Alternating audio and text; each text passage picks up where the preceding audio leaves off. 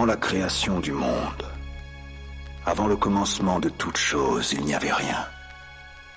Sinon, cet être était un vide sans nom et sans limite. Mais c'était un vide vivant, couvant potentiellement en lui la somme de toutes les existences possibles. Le temps infini, intemporel, était la demeure de cet être un. Il se dota de 2 yeux. Il les ferma, la nuit fut engendrée, il les rouvrit. Il en naquit le jour. La nuit s'incarna dans les roues, la lune.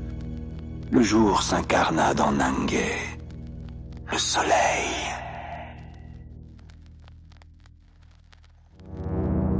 Le soleil épousa la lune. Ils procréèrent Dumuna. Le temps temporel divin. Dumuna demanda au temps infini par quel nom il devait l'invoquer. Celui-ci répondit: « Appelle-moi Geno, l'Éternel. »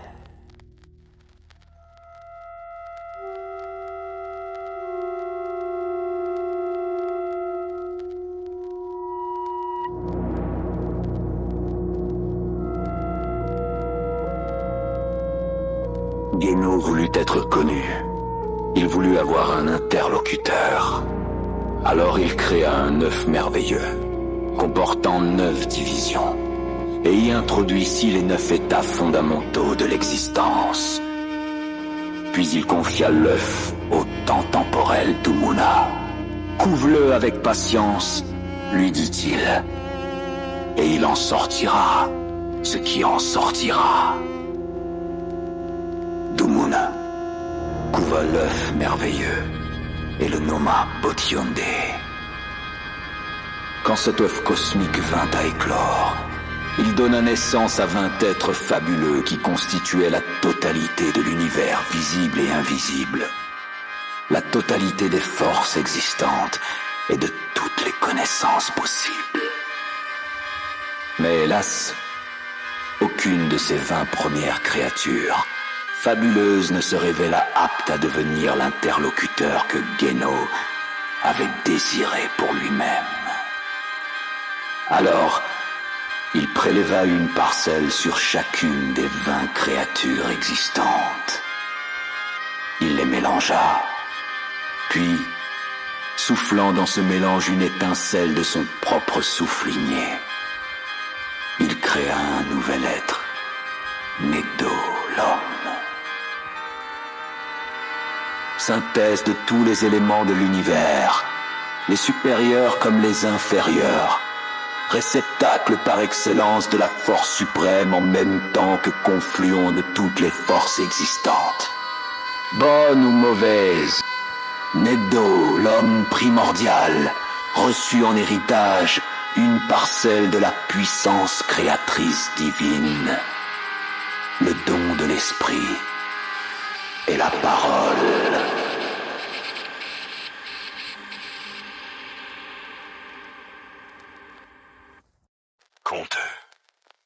Conte. Je peux compter un conte. Laissez-moi me coucher sur le dos et faire santal, plonger dans la parole et y nager à grandes brassées.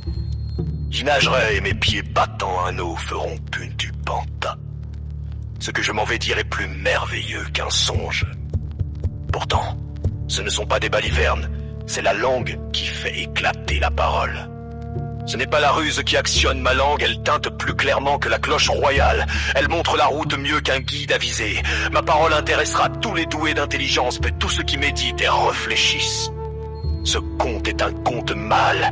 À l'écouter parfois, certains en attrapent la fièvre. C'est notre grand-père, Bouitoring, qui le premier le fit compter par un crâne à son premier fils. Éléré. Et cela durant 7 semaines. Voici comment il procéda. Bouitoring se saisit de son bâton de berger, taillé dans l'arbre sacré Nelby. Ce n'était certes pas un bâton ordinaire, il existe 3 sortes de Nelby. Le Nelby de terre ferme, le Nelby des eaux et enfin le Nelby de nulle part qui ne pousse ni sur la terre ni dans les eaux. Ce Nelby mystérieux n'a besoin, pour produire ni d'eau ni d'humus, que l'hivernage soit bon ou mauvais, il fructifie. Celui qui tient dans sa main un bâton tiré de ce bois miraculeux prédit l'avenir sans erreur. Dans les branches vertes du Nelby de nulle part coule une sève de feu. C'est de l'une de ces branches que Geno coupa le premier bâton de berger qu'il donna à Kikala, le premier homme. C'est ce bâton même qui fut transmis de père en fils jusqu'à Buitoreng. Ce dernier se saisit donc de ce bâton miraculeux, issu d'un arbre non moins miraculeux, pour tracer sur le sol la figure d'un hexagramme ou étoile à 6 branches. Puis il apporta un crâne humain, qui avait également été transmis jusqu'à lui de père en fils, et le plaça dans la case nombril de l'hexagramme. Prenant place dans cette case avec son fils, il incanta le crâne et celui-ci se mit à parler. Durant cette semaine, Buitoreng et son fils écoutèrent le dire du crâne, prenant place chaque semaine dans une case différente. C'est ce dire qui fut retenu et conservé dans les mémoires. Buitoreng en fit un conte que Eléré recueillit et récita afin de le transmettre à sa postérité. C'est ce récit, venu du fond des âges, qu'à mon tour je vais dérouler pour vous. Ohé, écoutez-moi, je m'en vais vous conter ce que contèrent Buitoreng et Eléré. Je le ferai non en merki au rythme cadence, mais en foule de Maondé, le grand par les peuls. Pardonnez-moi si je me trompe, si j'en oublie ou si j'en saute, ou si ma langue devient distraite pour tout dévideur. Il faut bien qu'un jour son fil s'embrouille, quand ses fils s'en mêlent, il les coupe et les noue à nouveau. Pardonnez si ma langue se lasse ou se ramollit. Chez les Peuls, on n'accepte pas qu'on vous tourmente. Si on nous offense, on brûle notre propre case, puis celle de l'ennemi. Nous sommes plus vagabonds que le cyclone. Et sache ceci, le bâton des Peuls est plus meurtrier qu'un fusil. Durant un temps si long qu'on ne saurait en dénombrer les jours, les Peuls vécurent heureux au pays de Heli et Yo-Yo. Mais à la longue, ils se rassasièrent tant de ce bonheur qu'ils en devinrent orgueilleux. Ils en vinrent se conduire de très mauvaises manières. Certains ne respectaient plus rien, au point de se torcher avec des épis de céréales. Des femmes s'égaillaient avec des animaux mâles. D'autres, délaissant l'eau, se baignaient dans du lait. Elles s'en servaient même pour laver leur linge et faire la toilette de leurs enfants. Laver leurs moutons de case ou les étalons à robe blanche de leur époux. N'allèrent-elles pas jusqu'à utiliser de la farine de riz délaillée pour badigeonner leur maison? Parfois, l'envie les prenant, les sortaient nus dans la rue, balançant leur croupe pour bien montrer leurs avantages. Des hommes les imitèrent et se mirent tout nus. Ils rencontraient les femmes dans la brousse pour s'y comporter comme des bêtes. Peu à peu, hommes et femmes refusèrent le mariage et s'en firent une gloire. Être célibataire devint un état normal. Ainsi vécurent le plus grand nombre des Peuls, sans qu'aucun avertisseur vînt les mettre en garde. Quand cet état dura trop longtemps, Geno se fâcha. Le maître du souffle décida que le malheur recouvrirait les Peuls devenus pervers. Il prit un chat noir, si noir qu'il noircissait la nuit, puis un bouc puant au pelage de jais, et un oiseau d'un noir profond. Geno les brûla d'un rayon vert, en fit des cendres. Il mit les cendres dans une outre jaune, les pétrit dans l'eau d'avant les eaux. Il enferma le tout dans la carapace d'une tortue des mers profondes. Vol! Et en fit un œuf. Vol! Il donna l'œuf à couvert à un caïman si vieux que ses rides racontaient le monde. Et quand l'œuf éclos, une fille en sortit, dotée de 7 oreilles et de 3 yeux. Nchedo Deval, la mère de la calamité. Tout ce qui rampe, tout ce qui pique, tout ce qui brûle, tous ces êtres l'allaitèrent, car elle était faite de leur venin et destinée à porter leur colère.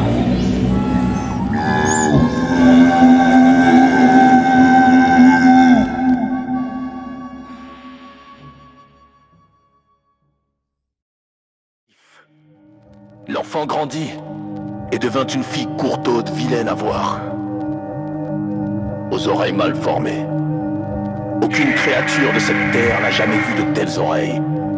La fillette monstrueuse reçut le nom de Njeto, Deval Inabasi, la grande mégère septénaire, mère de la calamité.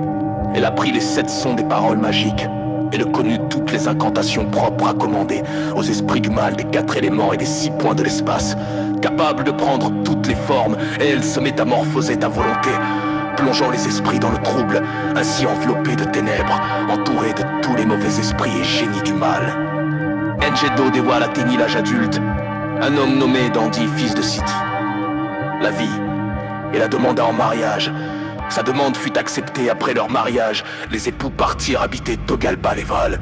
La lugubre forêt noire d'Andy et Njeto Deval engendrèrent 7 filles, chacune plus belle qu'un génie femelle un jour. Dandy rencontra Touké. Oh mon Dandy, où vas-tu » lui demanda Touquet, sans autre forme de procès. Dandy se jeta sur lui. Touquet se gonfla alors de venin et s'éleva comme une haute berge. Puis il se saisit de Dandy et lui serra le cou jusqu'à ce que son corps devint complètement froid. Près de là, des crapauds à l'arrière-train affaissés et au ventre de femmes enceintes avaient assisté à la scène. À leur tour, ils se jetèrent sur Touquet, le tuèrent et l'avalèrent sans en rien laisser. Des serpents, sortis on ne savait d'où, se précipitèrent sur les crapauds et n'en firent qu'une bouchée. Puis ils s'empressèrent d'aller se cacher dans des trous. Alors des scorpions noirs, gros comme de petites tortues, attaquèrent à leur tour les serpents. Ils en triomphèrent et les avalèrent tout comme les serpents avaient avalé les crapauds. D'où venaient ces scorpions? Silence. Je vais le dire pour que des bouches puissent le rapporter à des oreilles. Ces scorpions sont plus vieux que Kikala lui-même, l'ancêtre du genre humain. Ils sont plus vieux que les éléphants, plus anciens que les plus vieux vautours, plus vieux que les baobabs, plus vieux même que certaines montagnes. Au jour lointain, où les premières gouttes de pluie tombèrent sur la terre, les scorpions étaient déjà là, et ils s'y sont lavés. Après quoi ils s'enfoncèrent dans des excavations et attendirent que ce qui devait advenir advienne. Et les trouva là.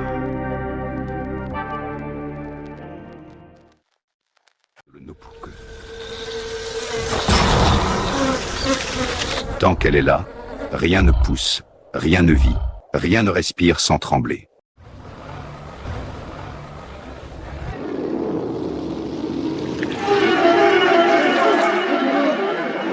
Ce qui n'aurait jamais dû être touché était là, dehors, sur les étals.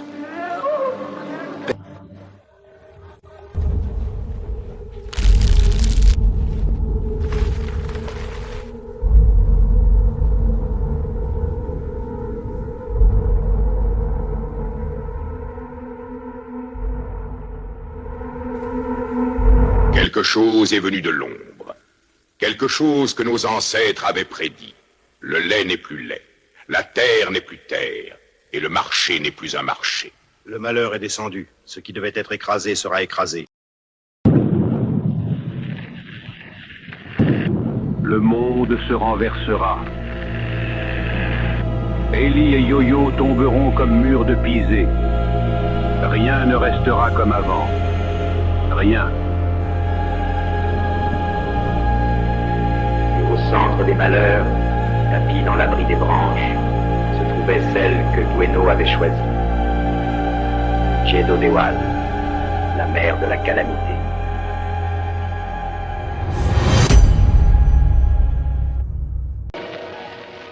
La forêt retient son souffle et les tambours se taisent. Vois-tu, capitaine, l'ombre qui s'avance du fleuve? Majesté, j'aperçois la lueur des pirogues. Ils viennent vers votre trône comme on vient vers l'aurore. Mère ne dort pas. Ses yeux sont ouverts sur tout. Hé, voyageurs! De quelle terre venez-vous? Nous venons d'une cité lointaine, où vivent 7 vierges sans pareil. Leur mère, la reine, cherche des prétendants. Mais attention, seules les filles choisiront leurs époux.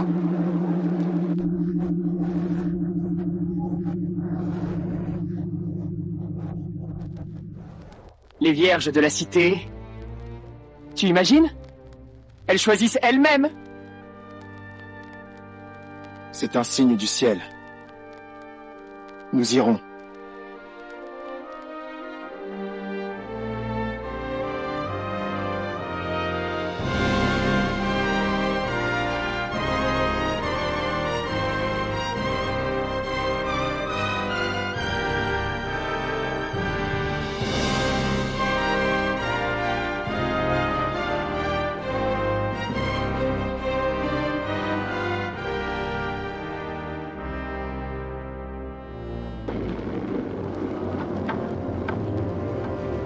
Que les tambours se taisent.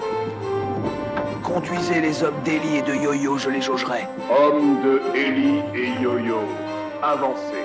La reine vous reçoit. Bienvenue. Prenez le temps de connaître mes filles. Revenez demain soir. Chaque homme passera la nuit à parler avec sa compagne. Ah!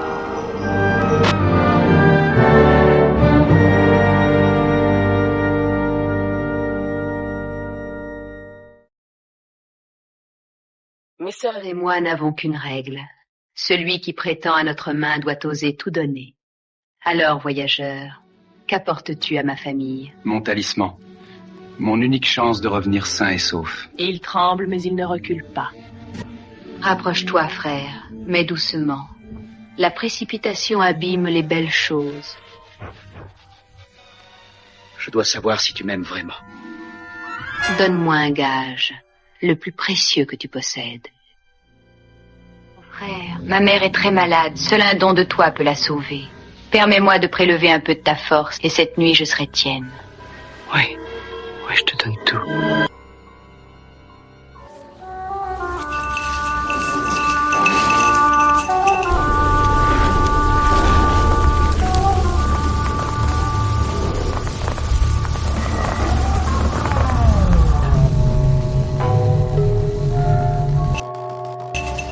Mère. Le rituel commence.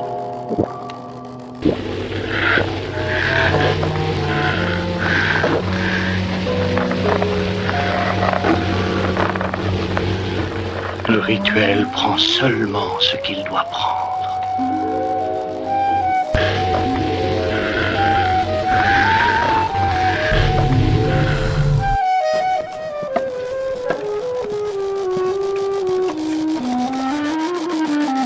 Vous allez bien? Je ne sais pas, je me sens vidé.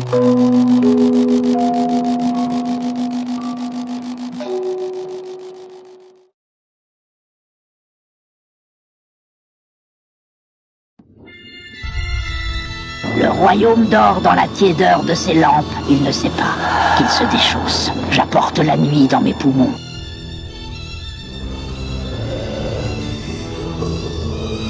Le vent s'intensifie. Les présages, ils se réalisent tous. Qui nous sauvera? Balance du temps se dérègle. Le sable trahira vos murailles et la soif boira vos songes. Les présages! Les anciens avaient dit vrai! Tout se réalise! Pourquoi le monde est-il devenu si sombre? Nous vivons sous la main d'une force ancienne. Le bien-être d'autrefois est devenu calvaire.